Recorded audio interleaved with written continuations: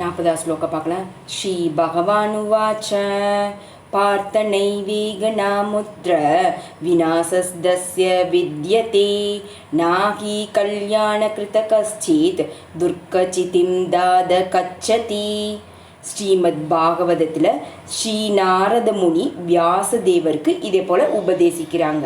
தியாக்வா சதர்மம் சராணாம்புஜம் ஹரேர் பஜன அபக்வோத பதே ததோ யதி யத்ர காவா பாத்ரம் ஆபுத் அமுஷ்ய கிம் கோவார்த்த ஆப்தோ பஜதாம் ஸ்வதர்மதக.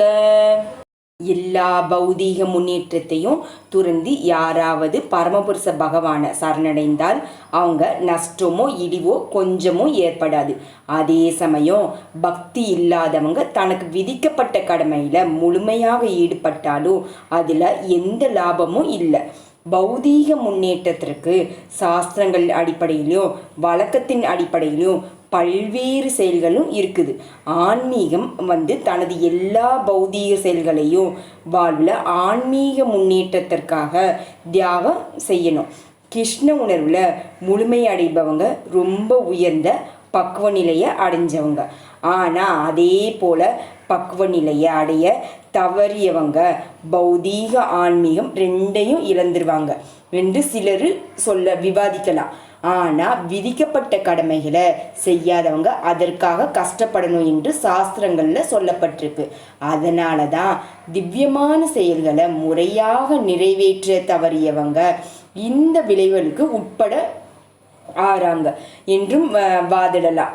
ஆனால் வெற்றியடையாத ஆன்மீகம் கவலைப்பட தேவையில்லை என்று பாகவதம் உறுதியாக சொல்கிறாங்க. விதிக்கப்பட்ட கடமைகளை முறையாக நிறைவேற்றாதவங்க ஒருவேளை அதன் விளைவுகளுக்கு உட்படுத்தப்பட்டாலும் அது இழந்தவங்க இல்லை. ஏன்னா மங்களகரமான கிருஷ்ண உணர்வு என்றும் மறக்கப்படுவதே இல்லை. கிருஷ்ண உணர்வில் ஈடுபட்டவங்க கீழான பிறவியை எடுத்தாலும் தொடர்ந்து கிருஷ்ண உணர்வில் ஈடுபடுவாங்க. அதே சமயம் விதிக்கப்பட்ட கடமைகளை திடமாக கடைபிடிப்பவங்க கிருஷ்ண உணர்வில் இல்லைன்னா மங்களகரமான விளைவுகளை அடைவாங்க என்று உறுதியாக சொல்ல முடியாது. இதன் பொருள் என்னன்னா உணரப்படலாம். மனித குலம் 2 பிரிவாக பிரிக்கப்படலாம். நியமங்களை கடைபிடிப்பவங்க, நியமங்களை கடைபிடிக்காதவங்க. மறுபிறவியை பற்றியோ ஆன்மீக முக்தி பற்றியோ கொஞ்சமும் அதை பற்றி அறிவே இல்லாமல் போல புலனுணர்ச்சியில் மட்டும் ஈடுபடுபவங்க நியமங்களை கடைபிடிக்காதவங்கன்னு சொல்லப்படுது. சாஸ்திரங்களில் விதிக்கப்பட்ட கடமைகளை பின்பற்றவங்க நியமங்களை கடைபிடிப்பவங்க என சொல்லப்படுது. நியமங்களை கடைபிடிக்காதவங்க நாகரிகமுடையவங்களாக இருந்தாலும் நாகரிகமற்றவங்களாக இருந்தாங்களோ நல்ல படிச்சிருந்தாங்களோ இல்லை நல்ல படிக்காமல் இருந்திருந்தாங்களோ பலமுடையோரானாலும் இல்லைன்னா பலவீனரானாலும் அவங்க அனைவருமே கொஞ்சம் மிருக குணங்கள் நிறைந்தவர்களாக தான் இருப்பாங்க. இங்கே மிருக குணங்களான உண்ணுதல், உறங்குதல், தற்காத்து கொள்ளுதல் எல்லாமே அனுபவித்து எப்போதும் துன்பமயமான இந்த ஜட இருப்பில் தொடர்ந்து வாழ்வதனால அவங்களுக்கு செயல்கள் என்றுமே மங்களமானவையே இல்லை. அதே சமயம் சாஸ்திர நியமங்களின்படி ஒழுங்குபடுத்தப்படுபவர் அதன் மூலம் படிப்படியாக கிருஷ்ண உணர்ச்சியின் எழுச்சி பெற்று நிச்சயமாக வாழ்வில் முன்னேற்றம் அடைவாங்க. மங்களகரமான வழியை ஃபாலோ செய்வரங்க மேல் 3 பிரிவில் பிரிக்கலாம். ஜட வாழ்வில் அனுபவித்து வண்ணம் சாஸ்திரங்களின் சட்டத்திட்டங்களை பின்பற்றுவாங்க. ஜட வாழ்வில் இருந்து இறுதி விடுதலையை தேடுவாங்க. கிருஷ்ண உணர்வில் பக்தர்களாக இருக்கிறவங்க ஜட இன்பங்களுக்காக சாஸ்திரங்களின் சட்டத்திட்டங்களை பின்பற்றுபவரை புலனுணர்ச்சிக்கான பலனை எதிர்பார்த்து செயல்படுபவங்க என்றும் அதே போல பலன்கள் எதையும் எதிர்பார்க்காதவர்கள் என்றும் திரும்ப 2 பிரிவுகளாக பிரிக்கலாம்.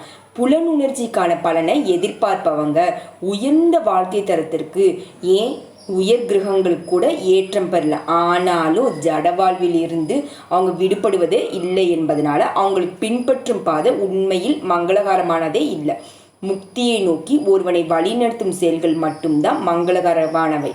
உடலை அடிப்படையாக கொண்ட இந்த ஜட வாழ்விலிருந்து முக்தி அடைவதை அதாவது தன்னுணர்வு அடைகிறது இறுதி குறிக்கோளாத எந்த செயலும் கொஞ்சமும் மங்களகரமானதே இல்லை.